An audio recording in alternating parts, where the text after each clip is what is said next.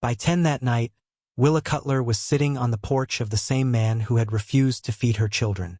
Rainwater dripped from her hair onto the torn tarp she had pulled over her daughter's legs. The little girl's fever had climbed again since sundown. Her son was asleep sitting upright at the end of the bench, one hand gripping the strap of his backpack. Already holding on. Already ready, even in sleep. And Willa had not knocked a second time, because humiliation hurts worse the second time. Earlier that day had started the same as the 11 before it. Willa Mae Cutler had not eaten since the morning before. 21 hours. She kept track, because when you have 2 children watching your face for signs of how afraid to be, you cannot afford the distraction of not knowing exactly where you stand. Bo was in the back seat with his arms around his knees. 7 years old. He had his father's eyes and his father's habit of going quiet when the world got too loud. He had not asked where they were going in 3 weeks. He just watched. Every face, every door, every stranger who glanced at the car and looked away. Bo never fully took his shoes off anymore. Not even to sleep. Willa had noticed 3 weeks ago and had not said anything, because there was nothing to say that would make it better. June was asleep against the window. 4 years old, fever climbing since breakfast, Pip the rabbit pressed against her cheek. Pip had one ear held on by a safety pin. The other ear was original. June had carried Pip through 2 shelters, 3 motels, and 11 days in a Nissan Altima with a cracked rear window. Pip had survived everything with her. Willa pulled off the county road because the car needed to stop and she needed to think. Branton County, Kentucky. October.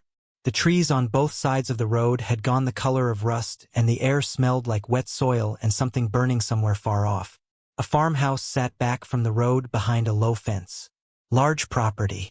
Quiet. A garage to the left with a fence line so thick with weed and overgrowth that the wood underneath had gone mostly invisible. $14 in her wallet. A quarter tank of gas. June's forehead warm against her palm when she had checked it an hour ago. She had called the shelter in Hopkinsville that morning. Still full. She had called her sister Renata in Clarksville. Renata was sorry. She was staying with her boyfriend and it was already crowded. She would call Willa back as soon as something changed. Willa had said that was fine. She always said that was fine. She looked at the fence line, then at the house. Then she checked June's forehead one more time, told Bo she would be right back, and got out of the car. She knocked on the front door and waited. The man who opened it was somewhere near 60. Big through the shoulders. Work boots. A face that had spent most of its life outdoors and showed it. He looked at Willa. Not unfriendly, not welcoming. Just waiting. Willa pointed toward the garage. Sir, I can see your fence line there needs clearing. I'll weed it clean, sweep the back lot, whatever else needs doing. I'm not asking for money. Just a hot meal for my children. That's it. His eyes moved past her to the car. Bo's small face was visible through the window. June was still asleep. He looked back at Willa. No. One word. No anger in it. No cruelty. Just a door closing on a decision already made. Sir. I said no. The same voice. Flat. Final. I don't know you. I don't know your situation. I can't help you. He closed the door. Willa stood on the porch for a moment. She did not knock again. She turned around, walked back to the car, and got in. Bo was watching her face. She turned to face him before he could ask. We're fine. We're going to be fine. She drove to the end of the road and pulled onto the grass shoulder. She turned the engine off to save the gas. She sat with both hands on the wheel and looked at the road ahead and did not allow herself to do anything other than think. The man's name, had she known it, was Harlan Elwood. 58 years old. He had owned this property for 22 years, the same land his father Cecil had worked before him. He was not a cruel man, but Cecil Elwood had taught him something early.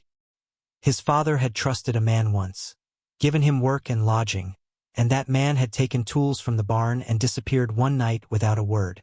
Cecil had told that story more times than Harlan could count. Don't let people in that you don't know. Once you open that door, it doesn't close easy. Harlan had carried that lesson his whole life. His property was intact. His books were clean. He went back inside, poured his coffee, and stood at the counter. Through the window he could see the Altima still sitting at the end of the road. He drank his coffee and did not look at it again. The rain started at 6 in the evening. Not gradually. It arrived all at once, like a decision made somewhere else and only now being delivered. June woke up crying. Not loudly. Just the thin, tired crying of a sick child who wants something nobody can name. Willa climbed into the back seat and held her.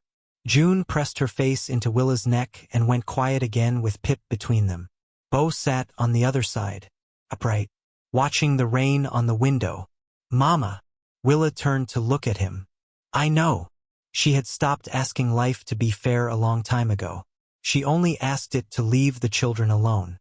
At 9 o'clock, 44 degrees and going lower, June's forehead warmer, Willa sat for another hour. Then she started the engine. She drove back, pulled into the Elwood driveway, cut the headlights. One light on in the back, the kitchen, probably.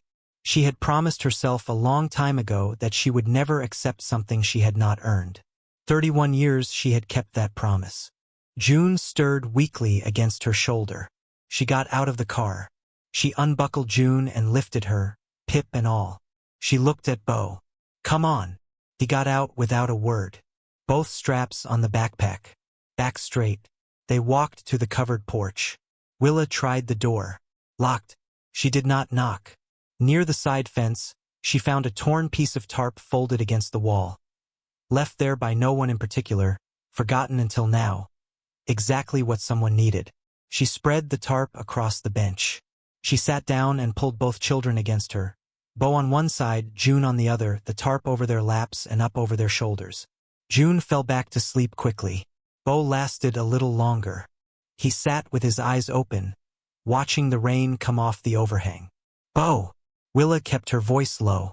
He did not look at her. "I'm not tired." She pulled him closer. He let her. After a while his head came down against her shoulder and his breathing changed and he was gone. Willa sat upright in the dark. The rain kept coming. No sound except the rain and the distant movement of cattle somewhere behind the house. She did not sleep. She counted her children's breathing. 1, 2. Both still here. Both still warm. Willa closed her eyes for 4 seconds and allowed herself to believe that might be enough. That was what tonight required. Edna Elwood was 79 years old and she had not slept past 11 in 40 years. Her body had its own schedule and had stopped consulting her about it sometime around 1985. She came downstairs for her glass of water, filled it at the sink, stood drinking it in the dark. No lights, just the pale glow from the window and the sound of the rain. She looked through the window. She set the glass down. On the porch bench, under the overhang, something was there that had not been there at 9. Shapes, small ones. Edna put on her coat and her boots and walked outside. The cold reached her immediately, at the gap between her collar and her neck. She crossed the porch and stopped 3 feet from the bench. The light from the neighbor's barn half a mile down was enough once her eyes adjusted. A woman, sitting straight up. Both children asleep against her, one on each side. A torn piece of tarp over their laps. The woman's hair was soaked through. Her jacket dark with rain across both shoulders. She had given the tarp to the children and left nothing for herself. The woman's eyes were open. They found Edna's in the dark. Neither of them spoke. Then the woman said, quiet, even not begging, just stating, "I'm not trying to cause any trouble. I just needed the overhang for the night. I'll be gone before it's light." Edna looked at the children. The smaller one had a stuffed rabbit pressed against her face. The older one, a boy, had his head on the woman's shoulder, and even in sleep his hand was gripping the strap of a backpack. A child should not know how to sleep ready to run. Edna looked at that hand. She did not look away for a long moment. "How old is she?" Meaning the smaller child. 4. Willa's voice was flat with exhaustion. "She has a fever." "How long?" "Since this morning." "And him?" 7. "He's fine. He's always fine." Edna was quiet. The rain came off the overhang between them. "What's your name?" "Willa. Willa Cutler." "How long have you been in that car?" Before Willa could answer, Mama says cars are temporary. Beau's eyes were still closed. He had not fully woken. Or maybe he had been awake the whole time. Nobody spoke for a moment after that. 11 days. Willa kept her eyes on Edna. Edna looked at her. She had buried a husband and a son and a friendship of 40 years. She knew what hard looked like. She knew the difference between hard and broken. This woman was not broken. She was holding. There was a difference. What happened to your husband? Something moved across Willa's face. He's serving time. Vehicular manslaughter. He was driving long haul and hit a man crossing the highway at night. He didn't run, he pulled over and called it in. They gave him 4 years. He didn't mean for it to happen. I know people don't. He writes every week. Beau keeps every letter. She was not asking to be rescued. She was asking for her children to survive the night. Edna had lived long enough to know the difference between danger and exhaustion. Come inside right now. All 3 of you. Willa measured her. Searched the edges of it for the catch, because when you have been turned away enough times, kindness starts to feel like a door that opens only to close harder. I'm not going to hurt you. Edna's voice did not waver. I'm going to give that little girl something for her fever and put some food in front of you and find somewhere for these children to sleep. That's all. Your son said no. My son is asleep. Edna held her gaze. This is my house too. Willa looked at June. She looked at Beau. She looked at the rain coming off the overhang. She woke Beau with a hand on his shoulder. He was alert immediately. Eyes open, body tense, already scanning. His eyes found his mother's face first. We're going inside. Willa kept her voice steady. This lady is going to help us for the night. Beau looked at Edna. Careful. Measuring. Deciding. He did not smile. He stood, adjusted the backpack, and moved to his mother's side. Edna held the door open. They went inside. Edna did not wake Harlan. She made that decision the moment the back door closed, and she would not revisit it. She was 79 years old, and she had earned the right to make decisions in her own kitchen at 11 o'clock without consulting anyone. She gave June a half-tablet of children's Tylenol from the upstairs cabinet. Temperature, 101.4. High enough to watch, not high enough to panic. She put June and Beau in the spare room at the end of the hall. A double bed, an extra quilt unused for 2 years. Beau sat on the edge of the bed and watched Edna the whole time. When she turned to leave, she stopped. Your mama is in the kitchen. The door is open. You can hear her from here. Beau looked at the open doorway. He listened. He could hear Willa's voice. Low, answering something downstairs. He lay down. He kept the backpack beside him with one hand on the strap. Back in the kitchen, Edna made soup, vegetable broth, half an onion, 2 carrots, dried noodles from the pantry. She put a bowl in front of Willa without asking. Willa shook her head. I'm fine. Edna sat down across from her. When did you last eat? Willa was quiet. I didn't ask your children. I asked you. Yesterday morning. Edna pushed the bowl closer. Willa picked up the spoon. She ate without speaking. When the bowl was half empty, she set the spoon down and pressed her fingers flat on the table. Your son came to the door this afternoon. I asked to work. Told him I'd clear his fence line for a meal. He said no. I know. Edna's voice was even. Harlan has his reasons. I'm not angry at him. I understand a man protecting his property. It's not the property he's protecting. Edna looked at her hands. But that's a longer conversation. Willa looked at her. She did not ask. She had learned that some people told you things when they were ready, and pressing only pushed the door shut. Finish the soup. We'll talk about the rest in the morning. Willa finished the soup. Harlan came downstairs at 6:45. Coffee first. Then boots. Then out. He walked into the kitchen and stopped. A woman at his sink, washing the bowl she had eaten from. Same clothes as yesterday. Hair still slightly damp at the ends. The woman turned. She saw him. She did not startle. Mr. Elwood, I'm sorry for being in your house. Your mother brought us in last night. I'll be out of your way as soon as my children are up. Harlan looked at the clean bowl on the drying rack. The wiped counter. He walked past her, poured his coffee, stood at the counter. "Where's my mother?" "Upstairs with the little one. Her fever broke around 4. "Wait here." He went upstairs. Edna was on the edge of the spare bed when he opened the door. June asleep, color better, breathing even. Bo was gone. Edna looked at Harlan without surprise. "Come downstairs." "I will when I'm ready." She adjusted the quilt over June's shoulder, stood slowly, and followed him down. In the kitchen, Willa had stepped back near the door.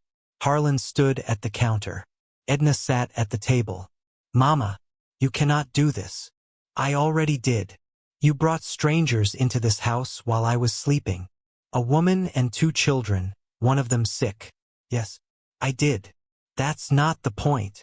"Then what is the point, Harlan?" He set his cup down.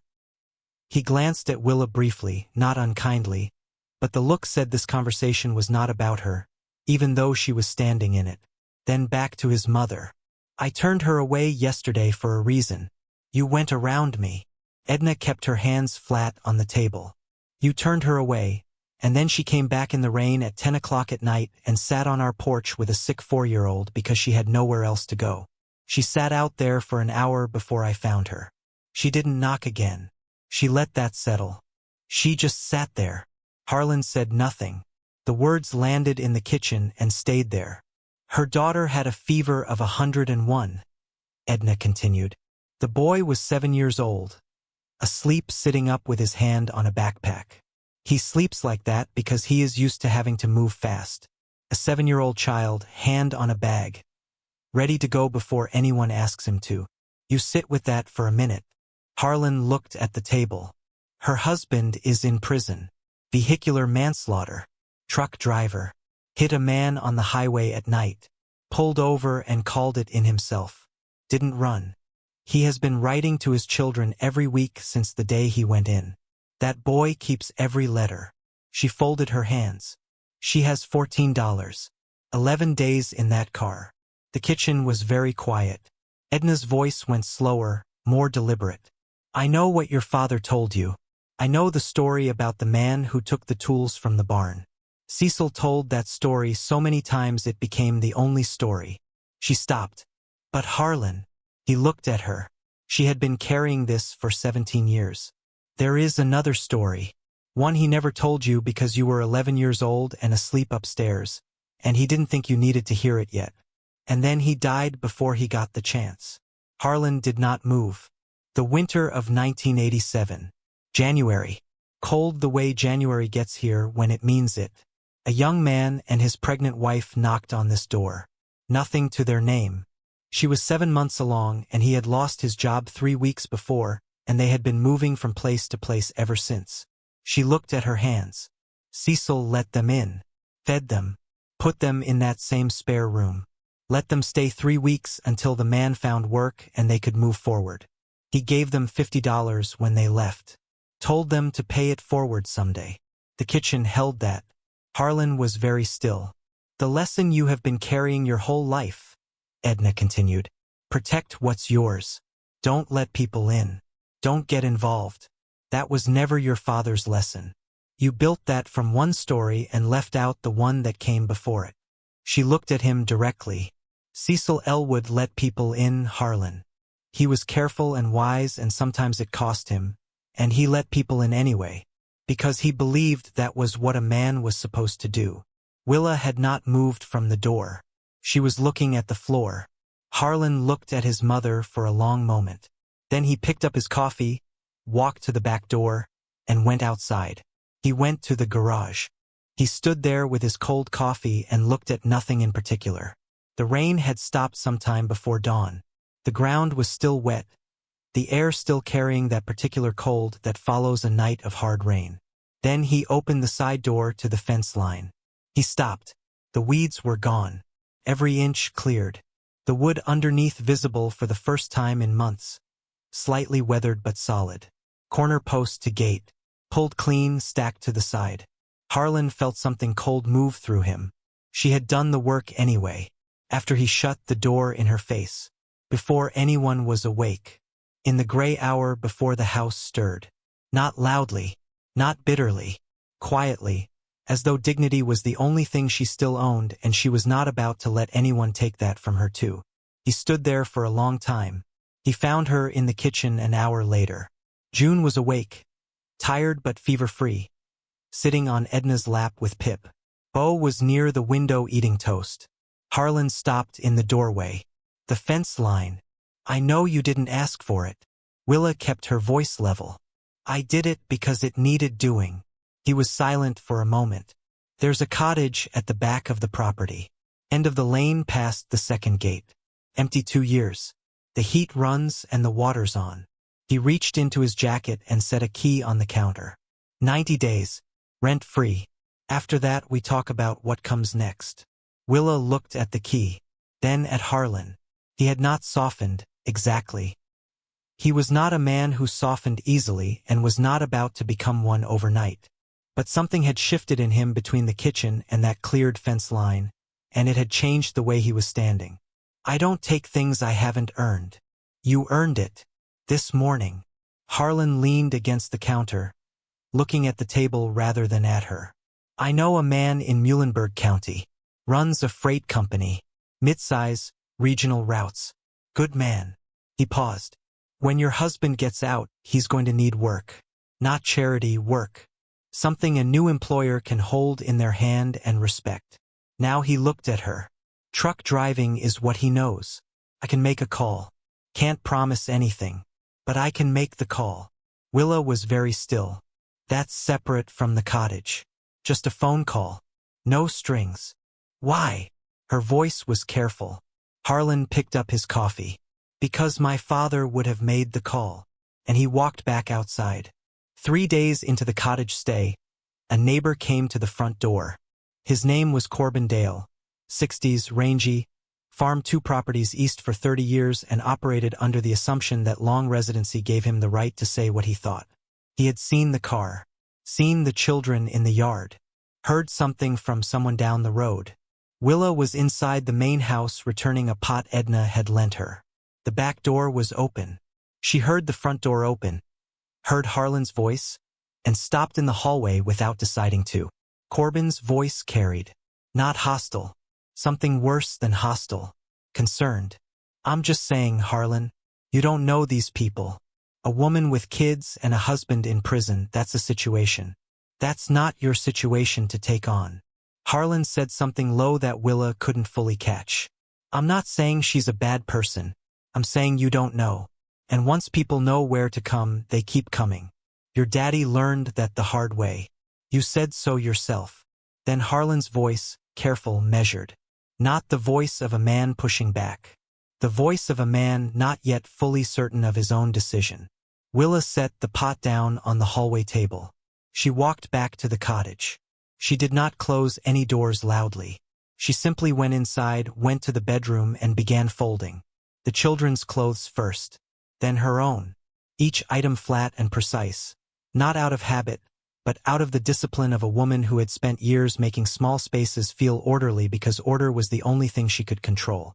The hardest thing about needing help is watching your children notice it. Bo appeared in the doorway. He looked at the folded pile. He looked at his mother's face. He did not ask. He crossed to the corner where the backpack was sitting, picked it up, and put both straps on.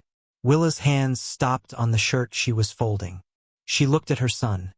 7 years old, backpack on, shoes already on. Standing in the middle of a cottage they had lived in for 3 days. He just packed. A 7-year-old boy, already trained not to ask if they were staying. A knock at the cottage door. It was Harlan. He stood in the doorway and looked at the folded clothes. He looked at Bo, backpack on, both straps, standing straight. He stood there without speaking. Then he looked at Willa. You heard. Not a question. Willa said nothing. Harlan looked at the floor. He rubbed the back of his neck. When he looked up, something in his face was different. Not soft, not comfortable, but honest in the way that costs a man something. Corbin Dale has been talking into that fence line for 30 years. I've agreed with him about half of that time. I was wrong about most of those halves. He paused. What I said to him or didn't say, that was not me being uncertain about you being here. That was me being a coward about saying it clearly. He looked directly at Willa. You are staying. The cottage is yours for the 90 days. That is not changing because Corbindale drove up my road. Willa looked at him. I should have said it louder. I'm saying it now. The room was quiet. Bo slowly took one strap of the backpack off his shoulder. Then the other. He held it for a moment. Then he set it down in the corner where it had been. Harlan watched him. He nodded once at Willa and walked back to the main house. If you have ever survived because one person chose kindness at the right moment, subscribe to this channel. These stories are for you. Now let us continue. Bo found Harlan in the garage that afternoon. He stood at the door without coming in, watching. Harlan noticed and let it be. After a while, Bo came 3 steps inside. Does that fix it? Meaning the belt on the tractor. If it's the belt, that's the problem. Harlan kept his eyes on the work. Sometimes it is the belt. Sometimes it's something else wearing like the belt. Bo looked at the tractor. How do you know which? You start with what's in front of you, and you keep looking until you find it. Bo moved further into the garage, looking at the tools on the pegboard, the oil cans on the shelf, the workbench with its careful arrangement of things. My dad was a truck driver. Harlan looked up at the boy, 7 years old. His father's absence sitting on him like a coat he hadn't chosen and couldn't take off. Not asking for anything, just telling Harlan something true. I heard that. He knows engines. He used to show me things. Harlan set down the wrench. Next time I'm working on something, you can come watch if you want. Bo looked at him. He did not smile. He nodded once. A decision being made. Then he went back inside. That evening, Willa stood in the doorway of the cottage with June on her hip and Bo beside her. Small. Stone walls. Low ceilings. A kitchen with a working stove and a refrigerator that hummed. 2 bedrooms. A bathroom with a tub.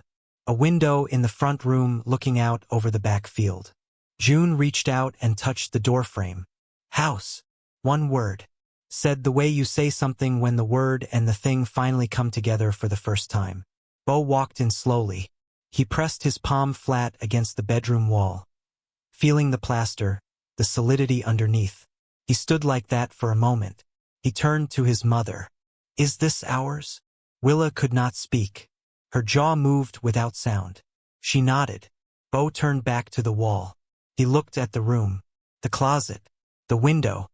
He looked at all of it with the careful attention of a boy deciding whether it was safe to believe in something. I'm going to unpack slow. His voice was almost nothing.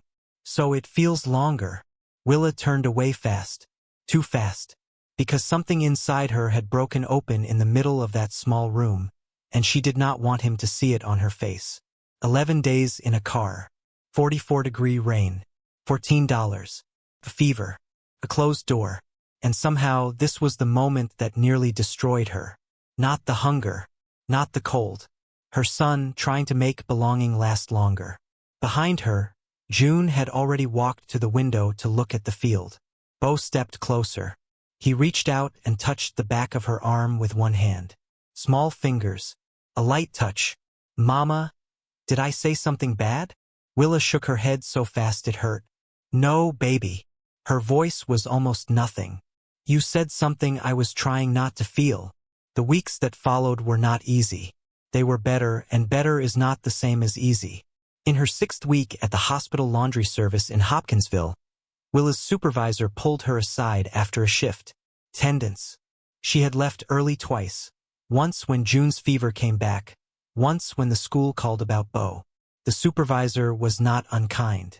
But the words were clear enough. One more time and they would have to reconsider. Willa drove home gripping the wheel. She did not tell Edna. She did not tell anyone. She went back the next morning and the morning after that, and she arranged with Edna, quietly, without making it a conversation about need, for Edna to be reachable in the afternoons. Edna said yes before the sentence was finished. Willa did not lose the job. But for 2 weeks she drove to work every morning, not entirely sure she would still have it by evening. That is its own kind of weight.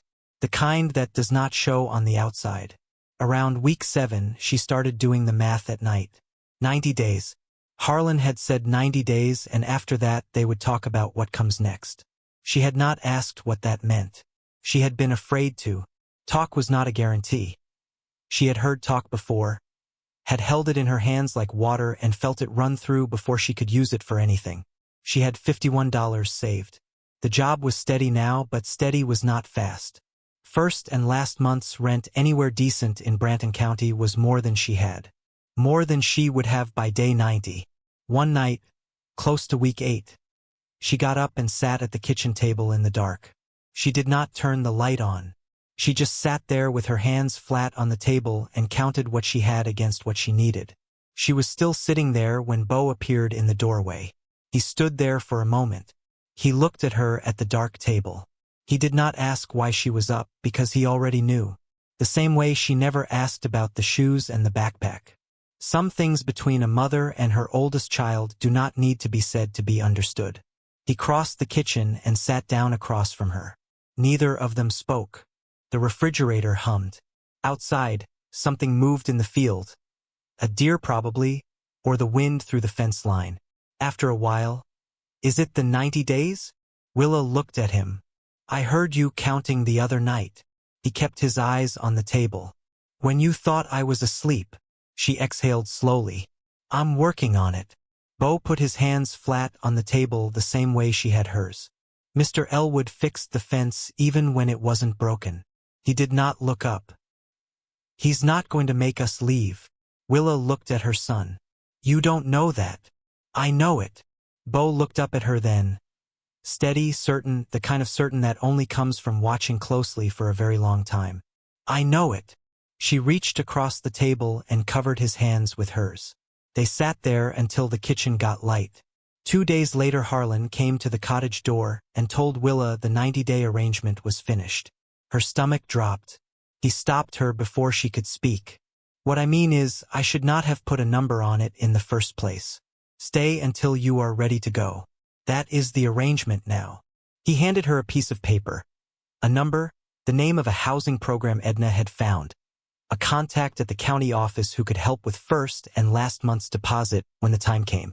Not charity. Information. What you do with it is yours. He walked back to the main house. Willa stood in the doorway holding the piece of paper for a long time. Terrell Cutler came home on a Thursday morning in April, 2 years and 9 months after the sentencing.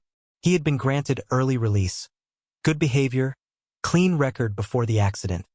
A letter from the victim's family that said they did not want another family destroyed. He was thinner, a beard he hadn't had before. He stood outside the correctional facility with a paper bag of his belongings and looked at the road. He had written 81 letters inside. 81 Sundays at a small desk, finding words for what he could not say out loud. He had written to Willa every week. He had tried to make the letters to Bo and June sound less like apologies, though most of them were. Willa pulled up in the Altima. New tires. Terrell got in. He looked at her. She looked at him. There were things between them that words could not reach yet. They both knew it. They did not try. June was at Edna's. Bo was at school. They had an hour. She drove him to the cottage. She opened the door and let him walk through first. He went room to room slowly. He touched the walls the way Bo had touched them that first evening. He stood in the kitchen and looked at the window over the sink. Then he opened the refrigerator. He stood there too long. Full shelves. Juice boxes on the bottom rack. Leftovers in labeled containers. A child's drawing held to the door by a magnet shaped like a sunflower. Normal life. He leaned one hand against the counter. For 14 months he had imagined them surviving. He had pictured them cold, struggling, and that image had driven him, had kept him writing every Sunday, had kept him going. He had not imagined they would rebuild an entire world without him inside it. "You did this." His voice came out rougher than he intended. "We did this." Willa kept her eyes on him. "Harlan Elwood gave us the cottage. But we kept it." Terrell was quiet. "I want to work." Not a simple thing to say, and she heard it for what it was. "There is a man in Muhlenberg County. Freight company. Harlan made a call months ago. They have been holding a route. Regional. Home every 3 days. Terrell turned to look at her. He doesn't know you. Harlan told him everything, the accident, the court, the time served. He told him you didn't run. She looked at Terrell. The man said that was the part that mattered. Terrell looked at his hands on the counter. I am never going to stop thinking about that man I hit. Not for one day. I know.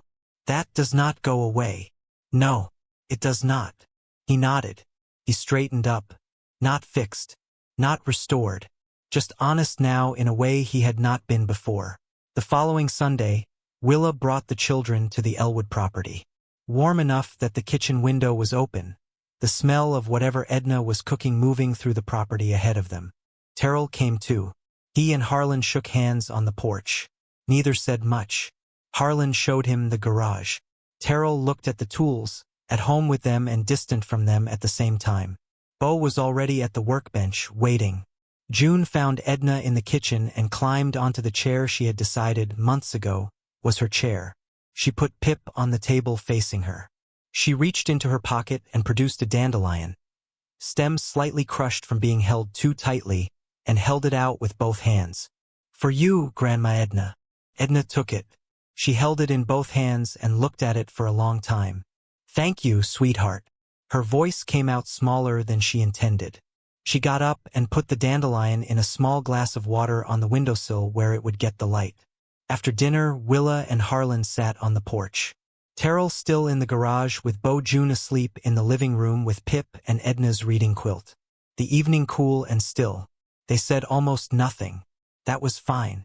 They had never been people who needed to fill silence with sound. After a while, thank you. Willa kept her eyes on the field. Harlan looked at the field too. Don't. Not unkindly. Just a man who had decided what he did was not exceptional, only correct. They sat there as the light went. Inside, Edna was washing the dinner plates at the sink. Through the window, the porch, Willa and Harlan side by side. The garage light still on.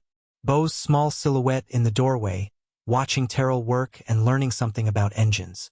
She dried her hands. She looked at the dandelion on the windowsill. A weed, by most definitions. That was all it was. But June had picked it with intention and carried it with purpose and offered it with both hands and a name she had decided Edna deserved. Grandma Edna. Edna placed her fingers against her lips for a moment. Then she folded the dish towel and set it on the counter. She looked at all of them through that window. Her son. Quieter than he had been a year ago, and more honest for it. A woman who had sat soaking on a porch bench in October rather than knock twice on a door that had already closed. A man carrying a weight he had chosen not to put down, because he knew it was right to carry it. A boy who lined his father's letters along the shelf the way you handle something fragile enough to disappear if touched too fast. And a small girl asleep on a reading quilt with a rabbit that had one original ear and one held on by a safety pin. Edna had not known. That night in October, standing in the rain with her coat on, that opening a back door would bring all of this into the house with it. But she had opened it anyway. That was the thing about doors.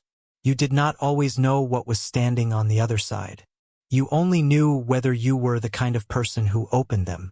Edna Elwood had always known what kind of person she was. She turned off the kitchen light and went to sit with the little girl and her rabbit until someone came to carry her home. There are people in this world who have been sitting on a porch in the rain, waiting for one person to come outside and say, "Come in." Not with conditions. Not with a plan. Just come in. And there are people who walk past that porch every single day without looking. Harlan Elwood was not a bad man. He was a man who had been carrying the wrong story for 30 years and had never been shown the rest of it.